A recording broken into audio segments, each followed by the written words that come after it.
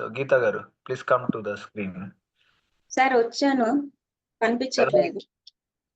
Yes, please go on. నమస్తే sir, నా పేరు గీత.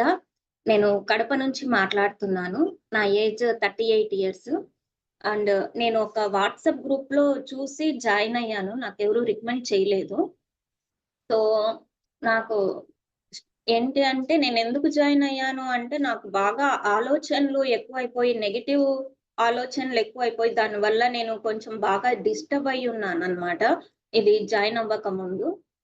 సో దీనివల్ల ఏదన్నా నాకు ఉపయోగం ఉంటుందేమో అని చెప్పి నేను దీంట్లో జాయిన్ అయ్యాను.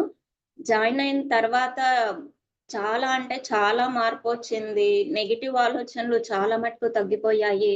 అండ్ చాలా బాగా అనిపించింది నాకు. చాలా పాజిటివ్‌గా ఉంది ఇప్పుడైతే నాకు.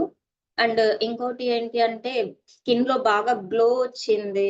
ఇంకోటి నిద్ర బాగా పడుతుందనమాట.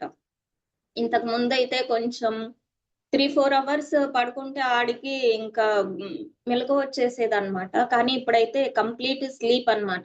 మధ్యలో అసలు గుర్తుకు రావటం అనేది ఏమీ లేదు. చాలా అంటే చాలా బాగుంది. అండ్ 2, 3 కేజెస్ వెయిట్ లాస్ అయ్యాను. నాకెలాంటి హెల్త్ ఇష్యూస్ అయితే లేవు. నేను మెయిన్ దీంట్లో అదే ఆ నెగెటివ్ థింకింగ్‌ని, నెగెటివ్ ఆలోచనలు, యాంగ్జైటీ ఇవి తగ్గించుకుందామని జాయిన్ అయ్యాను. 70-80% నాకు చాలా మంచి రిజల్ట్ కనిపించింది. చాలా అంటే చాలా బాగుంది. బాగా బాడీ ఫ్లెక్సిబుల్‌గా తయారైంది. ఉండగలనో లేదో అనుకోని ఒక డౌట్‌తో నేను జాయిన్ అయ్యున్నాను. బట్ ఇప్పుడేంటి అంటే, పూర్తి కాన్ఫిడెన్స్ వచ్చింది నా మీద. ఆహ్, నాకు ఇంకోటేంటి అంటే, ఫుడ్ మీద బాగా కంట్రోల్ వచ్చింది. అంటే ఇంట్లో వాళ్ళు బయట ఫుడ్ అది తెచ్చుకొని తింటూ ఉంటారు కదా! నాకసలు తినాలనే థాట్ కూడా రావట్లేదనమాట. సో చాలా అంటే చాలా బాగుంది.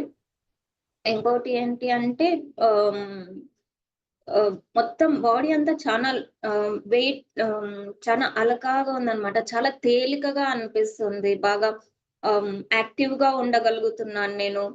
ఆహ్, ఇంకా వచ్చేసి బాగా మెడిటేషన్‌లో ఎక్కువ సేపు కూర్చోగలుగుతున్నాను. ఆ థాట్‌లెస్ స్టేజ్ అనేది ఎక్కువ సేపు ఉంటుందనమాట.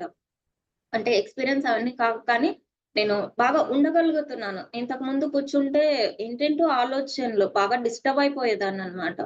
సో చిన్న చిన్న వాటికి కూడా రియాక్ట్ అయిపోయేదాన్ని తెలియకుండానే. అంటే హార్మోన్ ఇంబాలెన్స్ వల్ల మన ఎమోషన్స్ మీద అప్ అండ్ డౌన్ అవుతూ ఉంటాయి కదా! సో ఉన్నట్టుండి కోపం రావటం చిన్న చిన్న దానికి, తర్వాత అరే! ఎందుకు దీనికి ఇలా రియాక్ట్ అయ్యాను ఇంత చిన్న విషయానికి.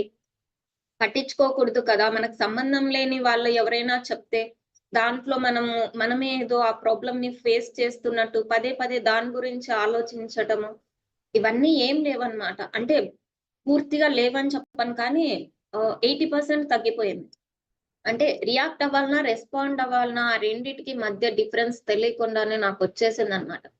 మనకు సంబంధం లేదు. ఓకే. చెప్పారు. మనం చేయగలిగితే హెల్ప్ చేయాలి. లేదంటే ఆహ్, కొన్ని వదిలేయాలి. మనం వాటిని పట్టించుకోకూడదు అని చెప్పి. అండ్ చాలా అంటే చాలా మార్పొచ్చింది. నాకైతే ఎలాంటి హెల్త్ ప్రాబ్లమ్స్ అయితే లేవు.